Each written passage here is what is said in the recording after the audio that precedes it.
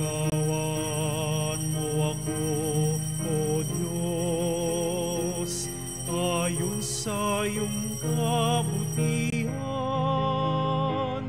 ayon sa laki ng iyong habag.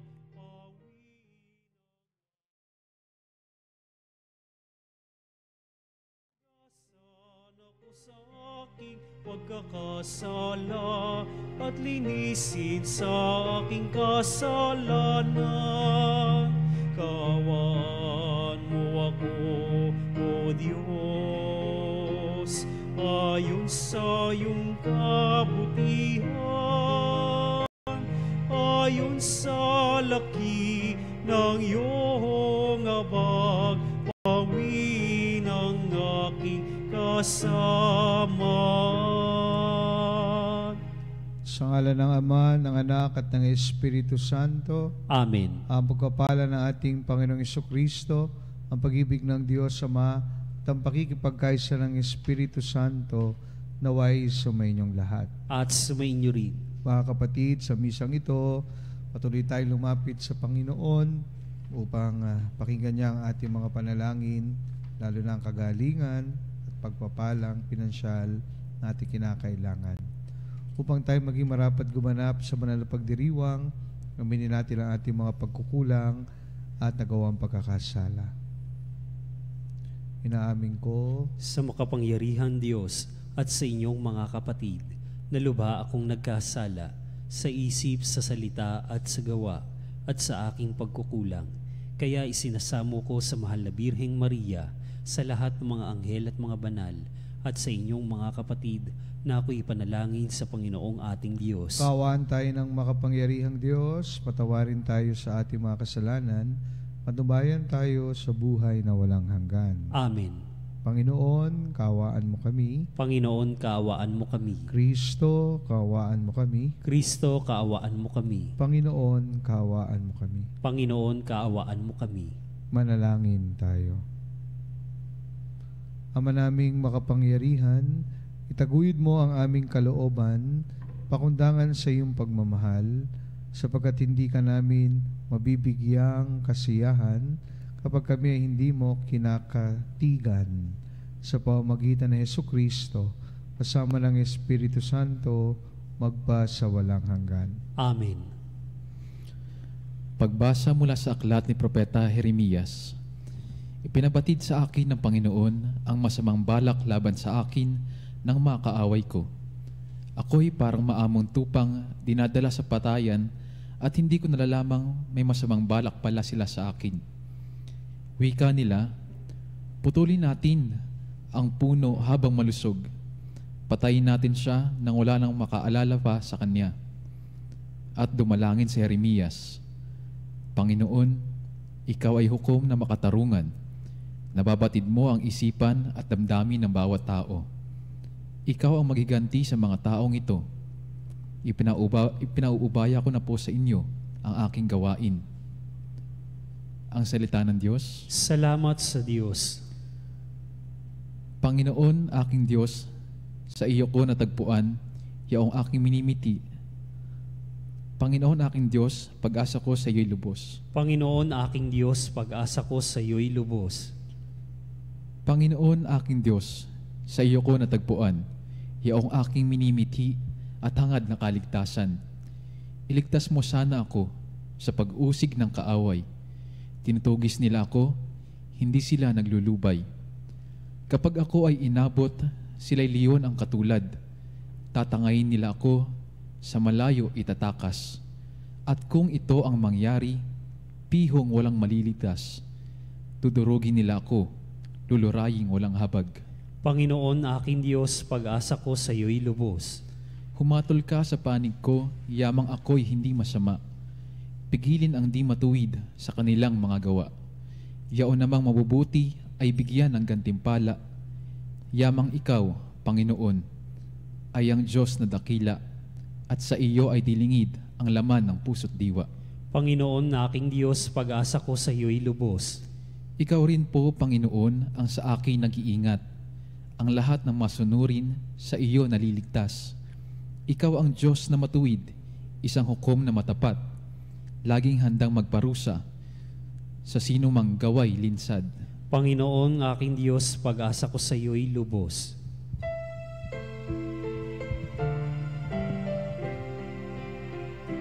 Wika mo'y aming diringgin, wika mo'y aming susundin, wika mo'y aming tutupin. Mapalad ang nag-iingat sa kanyang pusong matapat, sa salitang nagbubuhat sa poong Diyos na liwanag, sa tiyagay aaning ganap.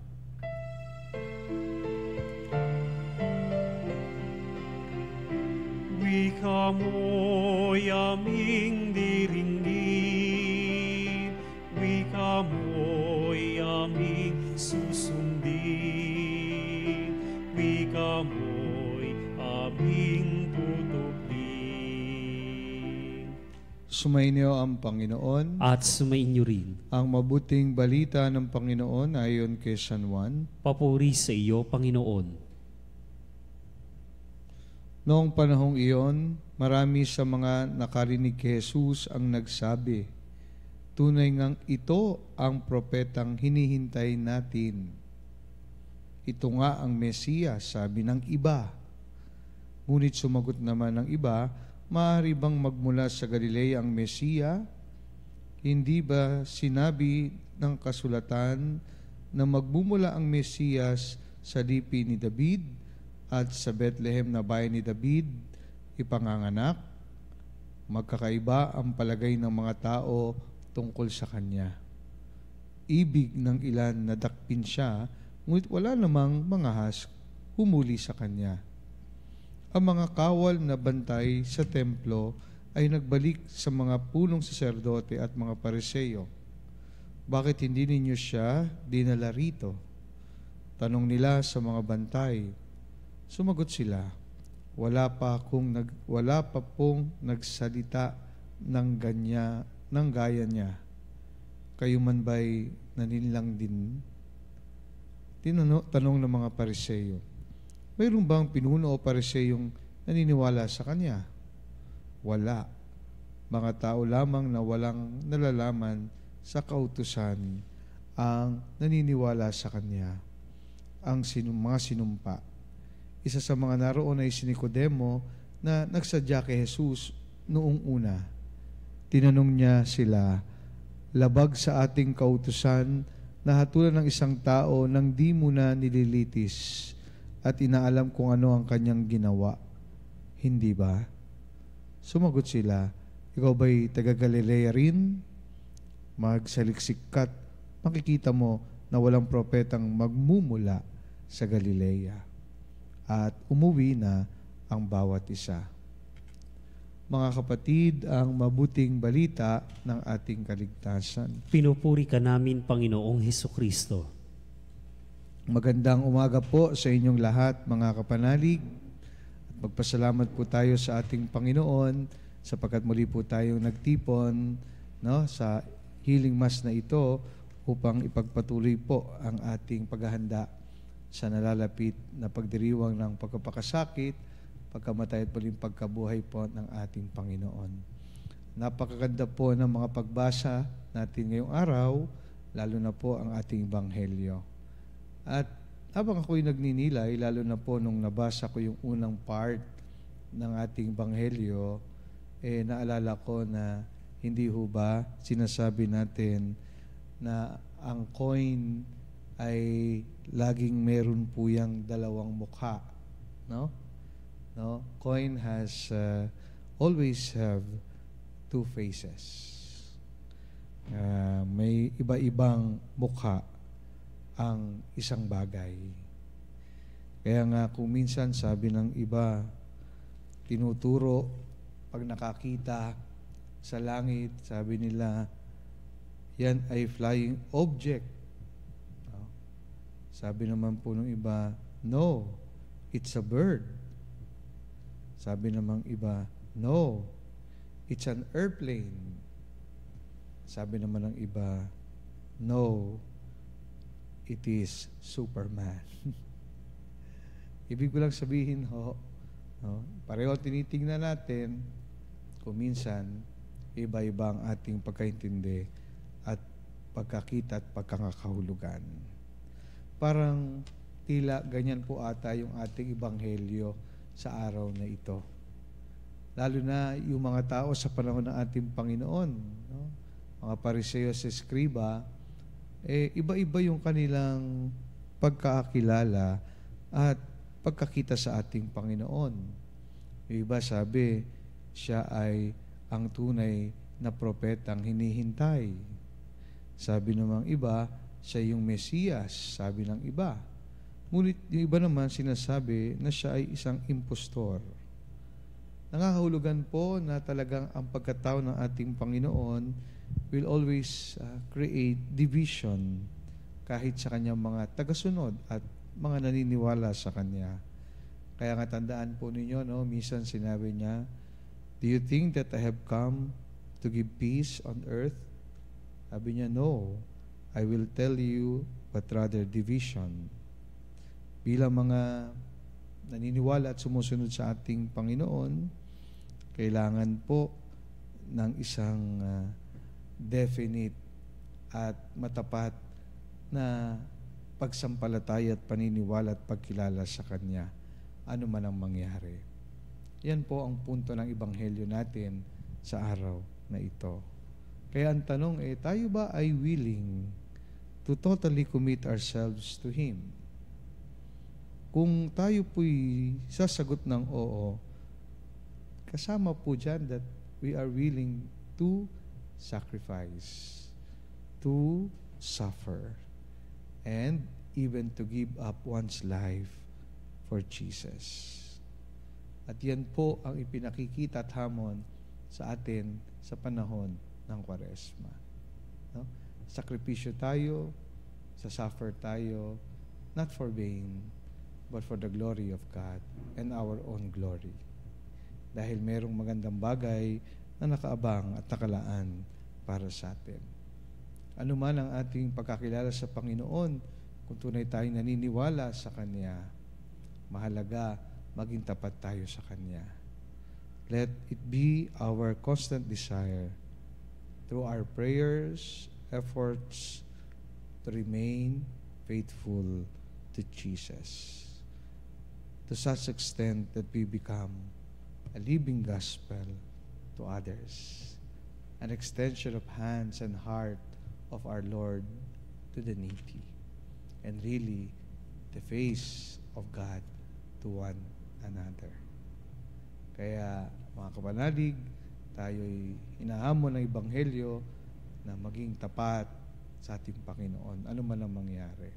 Tanda tayong magsakripisyo, mag-suffer para pagpakita ang ating paniniwala, paninindigan at pagmamahal sa Kanya, upang makita din at sumalamin sa atin buhay ang mukha ng ating Panginoon. Isa lang po ang mukha ng Diyos at yun ay ang pagmamahal. Kapag tayo nagmamahal, nagsasakripisyo tayo, nagsasuffer tayo for a greater purpose, and that is to always share God's presence to one another. Kaya hindi madaling maging Kristiyano, hindi madaling sumunod sa ating Panginoon. At gaya ng ating Panginoon, kung tayo magiging tapat, mananatili tayo sa Kanya.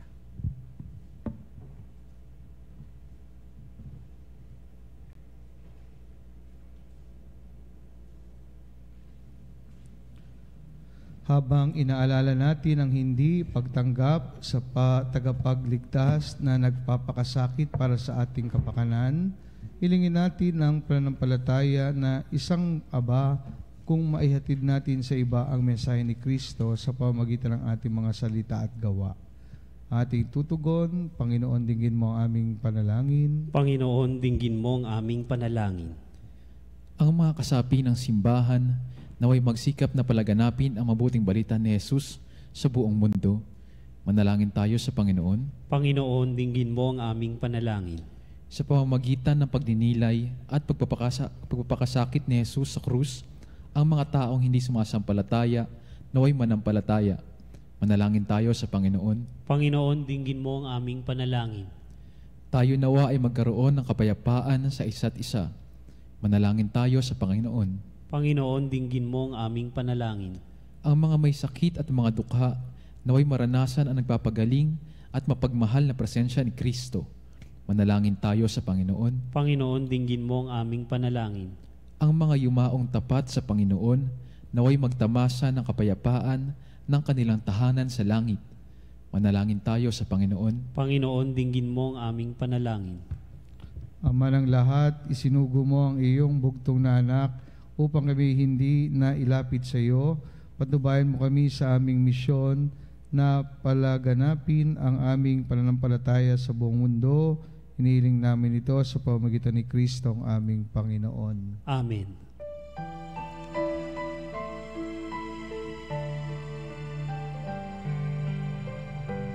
Handog namin sa iyo, Ama, ang tinapay at alak na ito. Handog ng bayang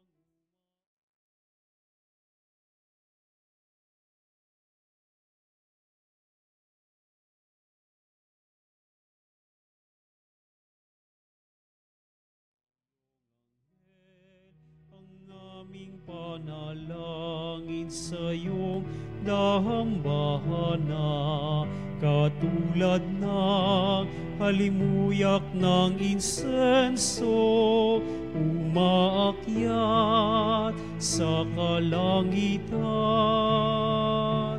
Handog namin sa iyo, Ama,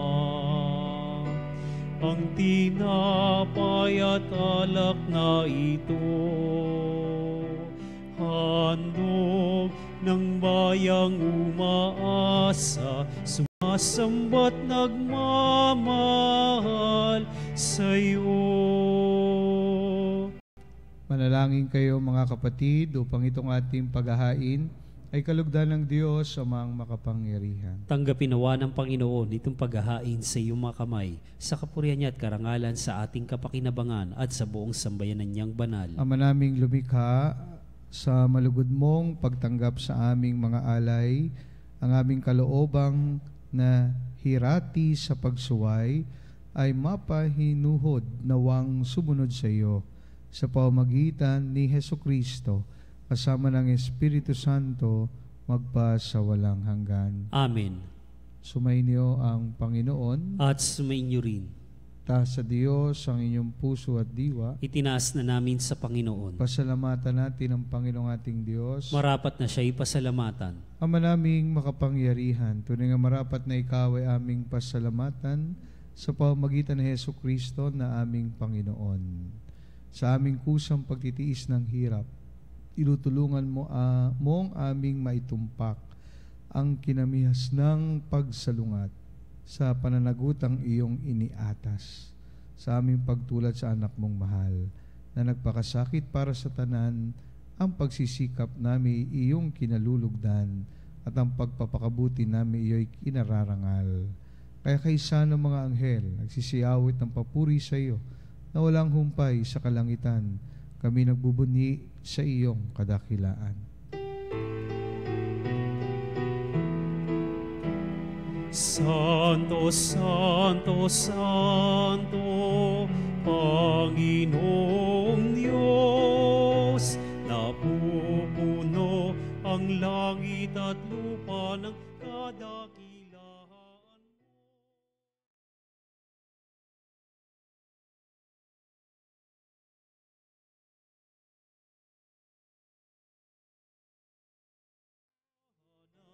Hosana, Hosana sa kaitaasan, pinagpala ang naparirito sa ngalan ng Panginoon. Hosana, Hosana, Hosana sa kaitaasan. Hosana, Hosana, o sana sa kaitaasan. Ama naming banal, ikaw ang bukal ng tanang kabanalan, kaya't sa pamamagitan ng iyong Espiritu, gawin mong banal ang mga kaloob na ito, upang para sa amin maging katawan na dugo ng aming Panginoong Jesucristo. Bago niya pinagtiis ang kusang loob na maging handog, hinawakan niya ang tinapay, pinasalamatan kanya, pinaghati-hati niya yon. Iniabot sa kanya ang mga alagad at sinabi, tanggapin ninyong lahat ito at kanin, ito ang aking katawan na ihahandog para sa inyo.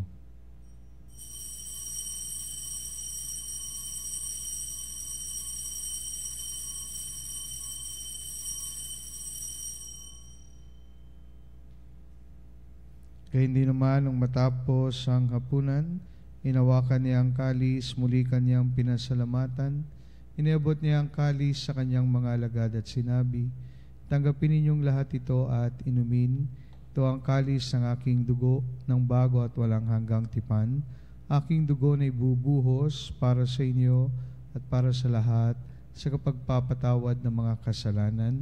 Gawin niyo ito sa pag-alala sa akin.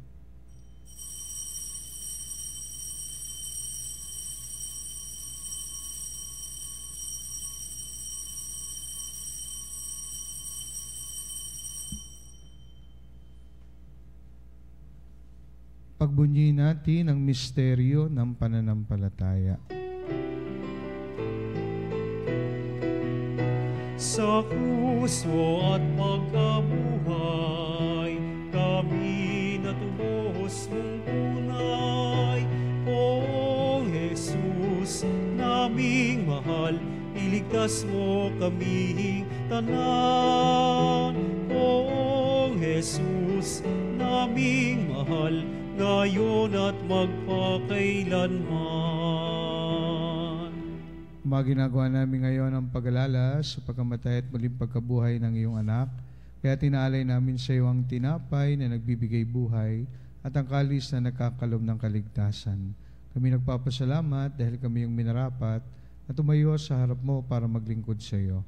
Sinasamo namin kami magsalo-salo sa katawan at dugo ni Kristo ay mabuklod sa pagkakaisa sa pamamagitan ng Espiritu Santo. Pamalingapin mo ang iyong simbahang laganap sa buong daigdig. Puspusin mo kami sa pag-ibig. Kaysa ni Francisco na aming Papa, ni Honesto na aming Obispo at ng Tanang Kaparian. Alalahanin mo rin ang mga kapatid naming nahimlay na may pag-asang sila'y muling mabubuhay. Gayon din ang lahat ng mga pumanaw. Kawaan mo sila at patuloyin sa iyong kaliwanagan. Kawaan mo at wagin tapatin kaming lahat na makasalo sa iyong buhay na walang wakas. Kaysa na Malabirheng Maria na Ina ng Diyos, nakabiyak ng puso niya kay San Jose, kaysa ng mga apostol at ang lahat ng mga banal na namuhay dito sa daigdig ng kalugod-lugod sa iyo, may pagdiwang nawa namin ang pagpupuri sa ikararangal mo sa pamamagitan ng iyong anak na aming Panginoong Hesukristo. Sa pamamagitan ni Kristo, kasama niya at sa Kanya, ang lahat ng parangal at papuri ay sa iyo, Diyos amang makapangyarihan, kasama ng Espiritu Santo, magpa sa walang hanggan. Amen. Amen.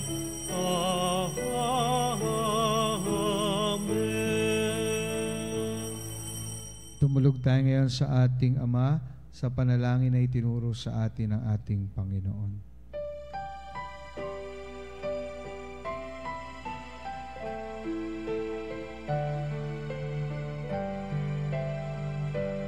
Ama namin, sumasalangit ka, sambahin ang ngalan mo, mapasa amin.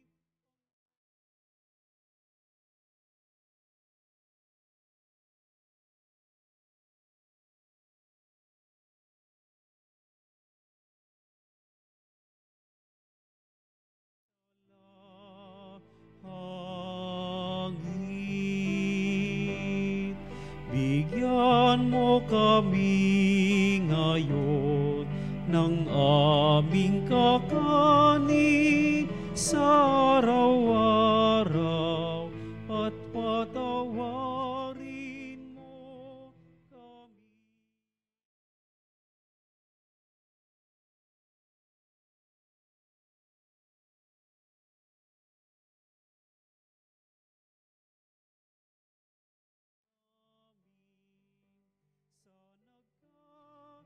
sala sa amin, at huwag mo kaming ipahintulot sa tukso, at yadya mo kami sa lahat ng masama.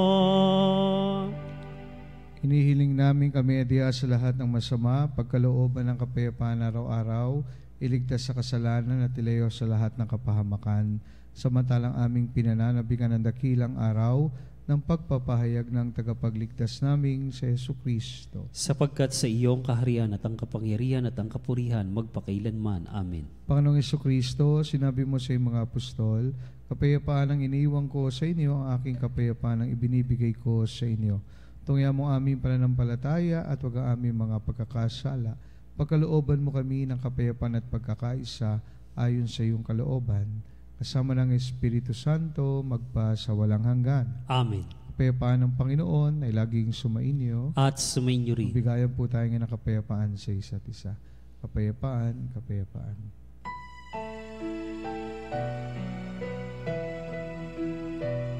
Kordero ng Diyos na nag-aalis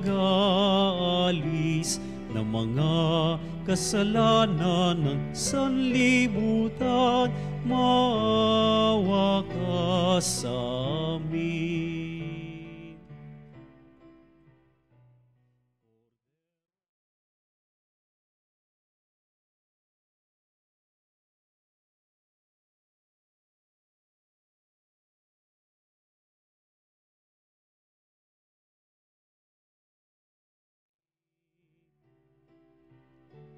Kordero ng Diyos na nag-aalis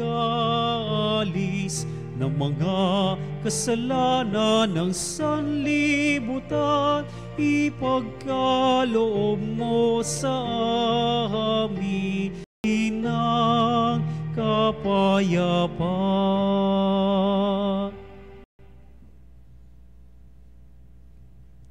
Mga kapatid, narito si Jesus, ang Kordero ng Diyos, na nag-aalis sa mga kasalanan ng sanlibutan. Mapalad tayong lahat na inaniyahan sa kanyang banal na piging. Panginoon, hindi ako karapat-dapat na magpatuloy sa iyo, ngunit sa isang salita mo lamang ay gagaling na ako. Katawan ni Kristo. Amen.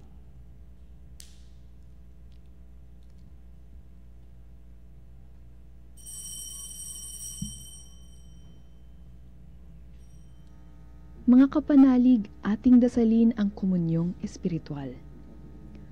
O Jesus, nananalig ako sa pananahan mo sa kabanal-banalang sakramento. Minamahal kita higit sa lahat at hangad ka ng aking kaluluwa. Hindi ko man matatanggap ngayon ang iyong katawan at dugo, inaasahan ko na patuloy kang mamumuhay sa aking puso. Naniniwala ako na narito ka at kaisa ka ng aking buong pagkatao. Huwag mong ipahintulot na mawalay ako sa iyo. Amen. Panalangin kay San Jose. O malwalhating Patriarkang San Jose, na may kapangyarihang gawing posible ang imposible, tulungan mo ko sa sandaling ito ng pangamba.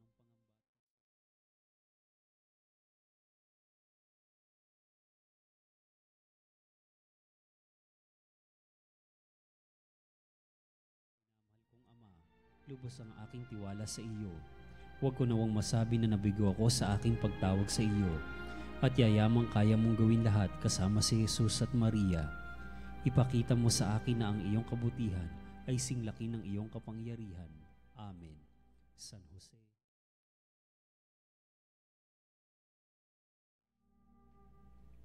Manalangin tayo.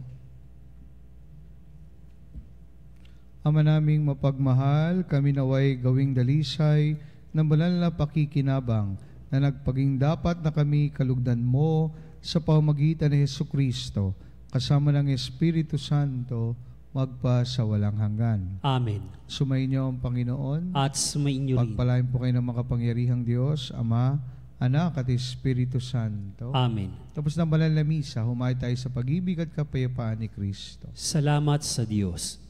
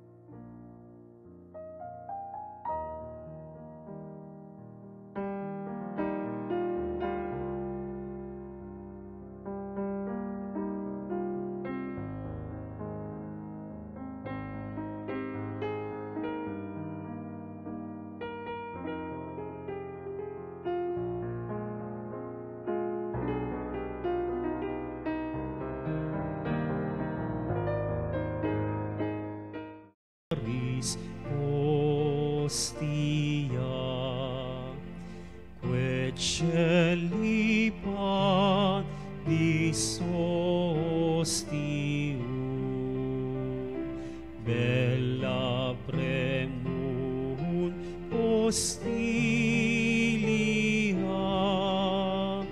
narobur per auxilium,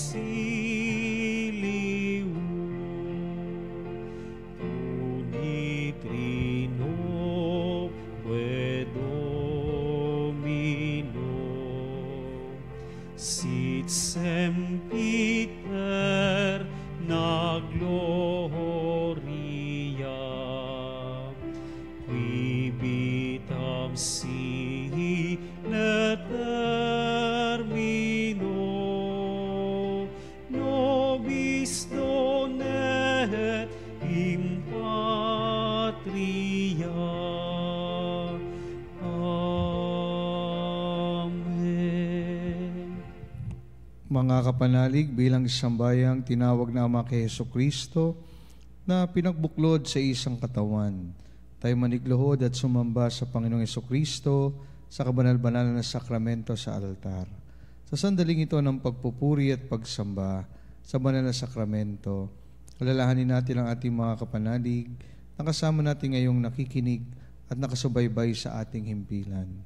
Lalong higit ang ating mga may sakit, ang mga nakaratay sa banig ng karamdaman, ang mga nasa pagamutan at kanilang tahanan. Ang lahat ng tanging sa Diyos lamang umaasa ng kagalingan. Gayon din ipanalangin natin ang mga nangihina sa kanilang pananampalataya, ang mga nakararanas ng matinding kalungkutan, takot at pangamba, mga nawawalan ng pag-asa at lakas ng loob. O Diyos, halin at kami tulungan. O Panginoon, magmadali ka sa iyong pagdamay. Papuri sa Ama at sa Anak at sa Espiritu Santo. Kapara noong unang ngayon at magpasawalang hanggan. Amen. Purihin ang makapangyarihang Ama na nagsugo sa kanyang bugtong na anak upang tayo maipagkasundo sa Kanya. Pinupuri ka namin ngayon at kailanman. Purihin ang Panginoong Hesukristo, ang Kordero ng Diyos, na nag-alay ng kanyang katawan na dugo para bilang pagtubos sa sala ng tanan. Pinupuri ka namin ngayon at kailanman. Purihin ang banal na Espiritu, ang Panginoon nagpapabanal, na pumupuspos at nagbibigay kagalingan sa lahat. Pinupuri ka namin ngayon at kailanman.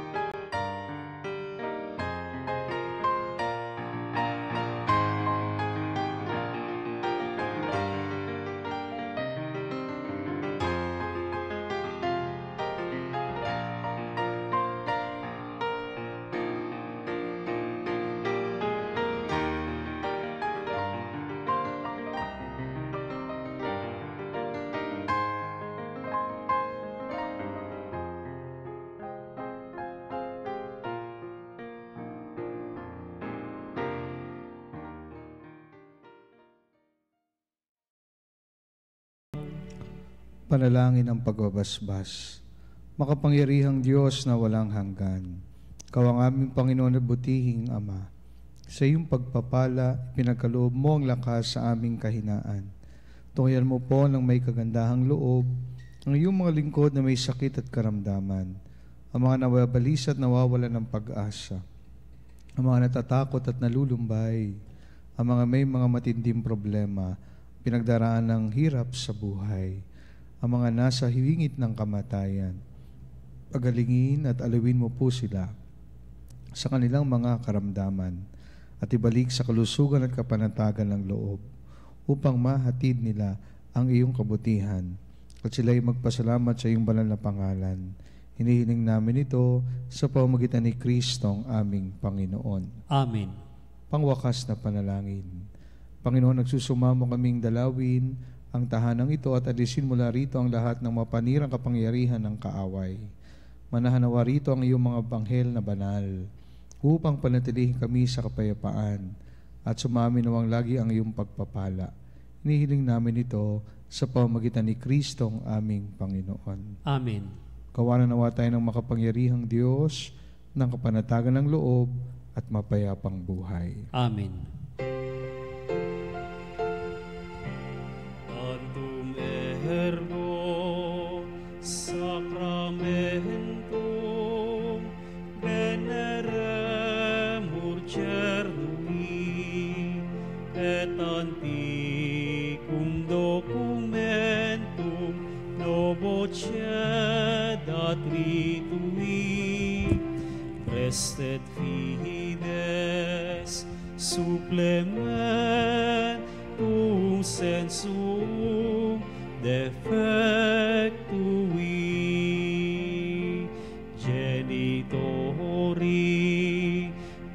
genitoque lauset jubilatio saluso nor virtus quoque sit et benedictio procedenti abur troque comparsit laudatio. Amen. Amen. Panem di cielo pristitis eis. Omne delectamentum in se habente. Oremus. Deus qui nobis sub sacramentum mirabili passiones tuae memoriam reliquisti triviuque sumus itanos corporis et sanguinis tui sacra mysteria venerari redemptiones tuae fructum in nobis in iuderis insiamus quid vivis et regnas in saecula saeculorum. Amen.